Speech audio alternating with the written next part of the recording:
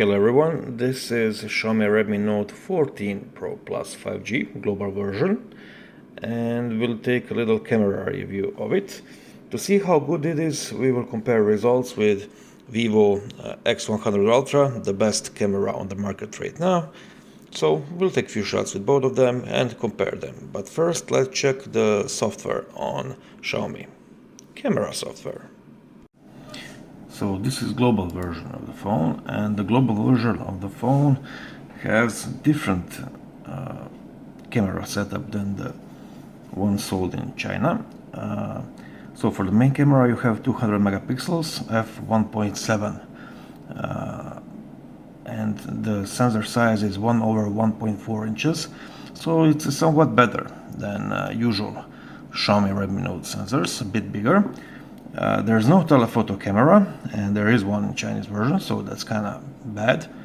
You have 8 megapixel ultra wide and 2 megapixel macro sensor. 4K video 30 frames per second is the max this phone can go, so there's no 4K 60, and the front facing camera only goes 1080p. So yeah, not the best on paper, but maybe results will be better. Okay, now let's go check the software. So when you open camera app, you go directly to photo mode, where you can change lenses between ultra wide 1x, and the rest is zoomed in from the digital zoom in from the normal camera. And then you have portrait mode, night mode. Phone also does have auto night mode, so when there is no enough light it will automatically switch night mode. And then you have video mode. As I said, it goes all the way to 4K 30. 200 megapixel mode, we'll test that one out. Document mode. Also, when you go under more, you get slow motion. Slow motion goes up to 120 1080p or 220 720p. Okay. Long exposure mode. It is interesting mode, but it does not work really well. I'll show you a picture here why it doesn't work really well, and yeah, maybe they'll update it and fix it. We'll never know, or we will if they update it. Panorama, time-lapse, pro mode, dual video mode. Let's go to pro mode.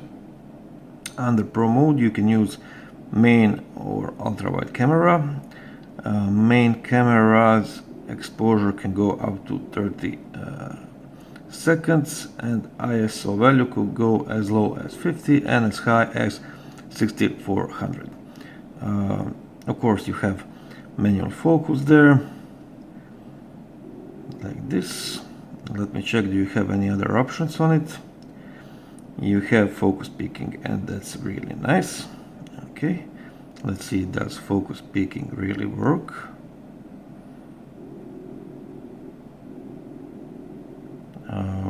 Okay, I don't see it. Maybe I didn't turn it on. Yes, I did. Let's make exposure verification as well. Exposure verification does work.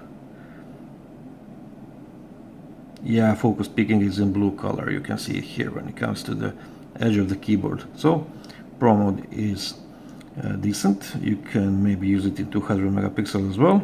Yeah, you can use it in 200 megapixels. Let's turn that off and let's check format, RAW and JPEG format. Very nice. Okay. Do we have time burst? Yes, we do have time burst, and number of photos can go up to infinity. That's very nice. I love this feature about Xiaomi phones. So not bad so far. Let's check what else do we have here. So basic panorama, okay, nothing too special about that. Let's check some settings in basic photo mode. So filters, few of them here, inspired by old Olympus Kodak phones, also Fuji I believe.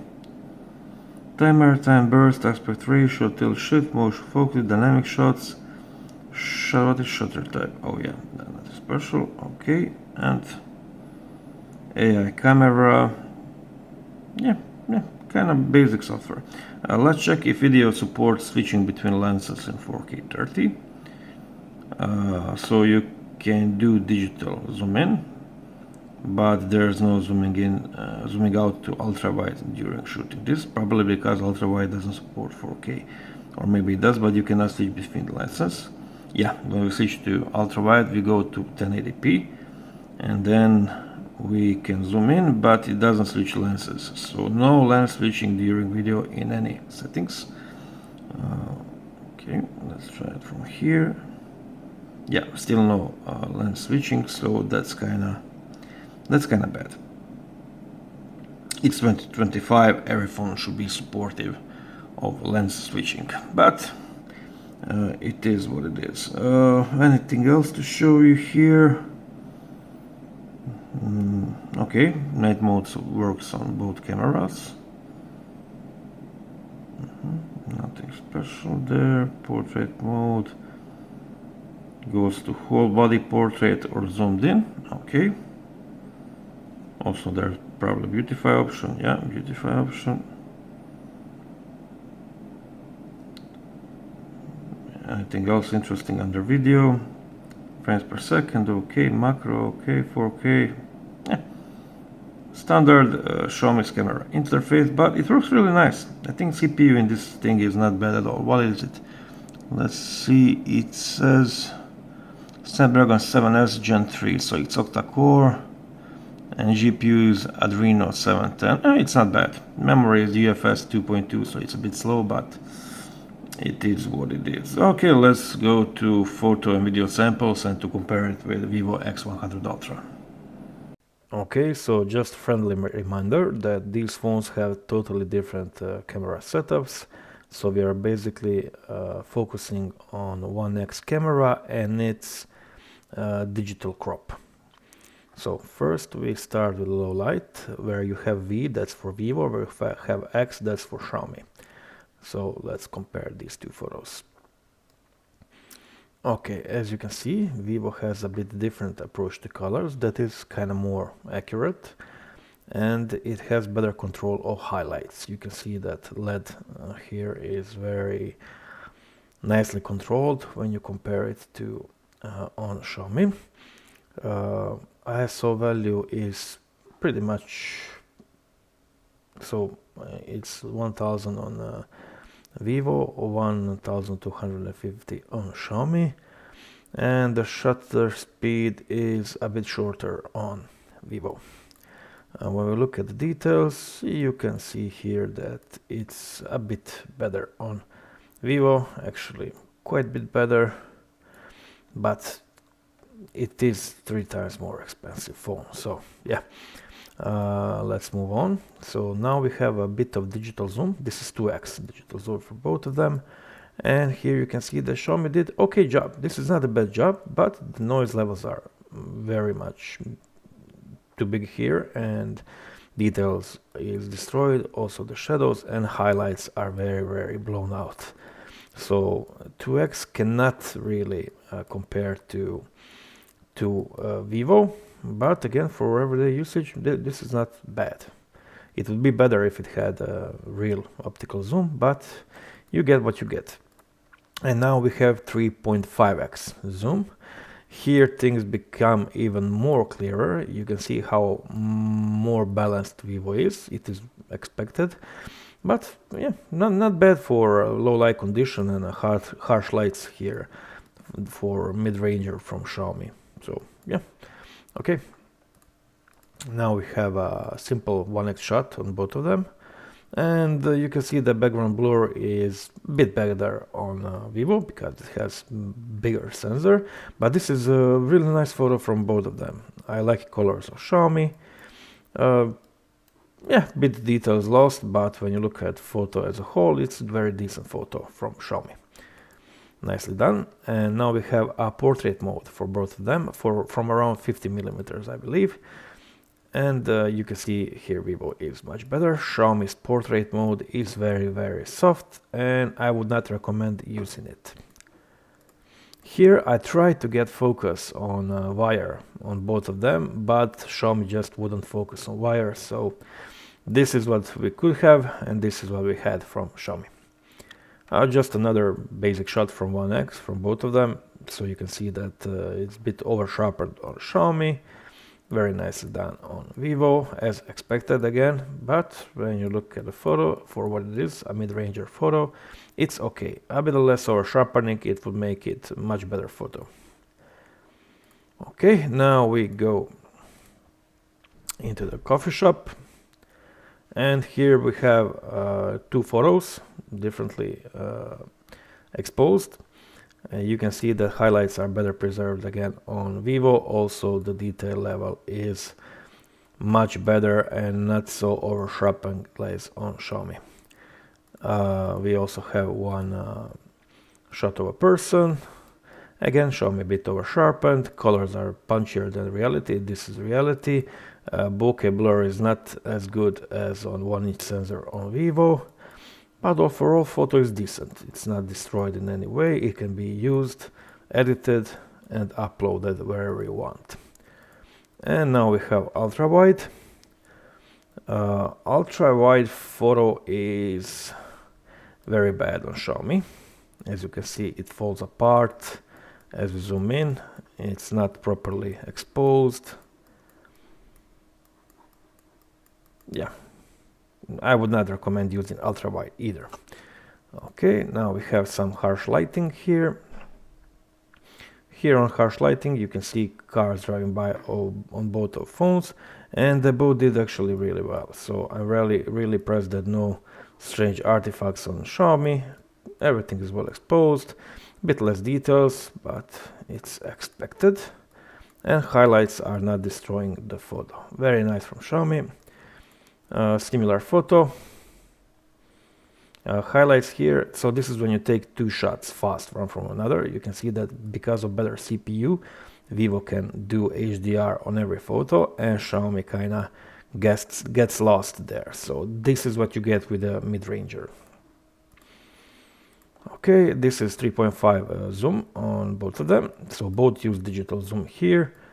And they're both bad at 3.5, but Xiaomi is worse. So look at the detail here on a car. You can still see it kind of on Vivo, but on Xiaomi it's really all messed up and not so nice. Here's a shot of my doggo. Vivo did well with the focus, and Xiaomi unfortunately did not focus well. So just another normal shot out here. Let's zoom in a bit. Much nicer details on Vivo, it is expected, but not so bad on Xiaomi. No blown out highlights, no totally crushed shadows.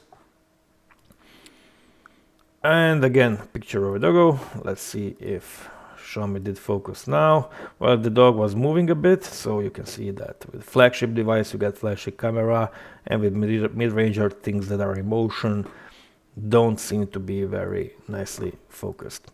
Now we have another one next shot to see a bit of details. You can see that advantages of a bigger sensor are clearly seen on every aspect, including details, shadows, and highlights. More we zoom in, the difference became more apparent to everyone. Check air conditioning here. It's like very pixelated on Xiaomi and very nicely done on Vivo. Lastly, we have 200 megapixels versus 50 megapixels. So 200 megapixels on Xiaomi are on the right, Vivo is again on the left. Let's zoom in a bit.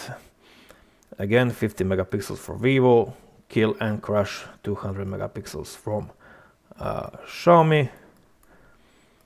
The more we zoom in, we get artificial sharpness on Xiaomi and very naturally looking photo on Vivo.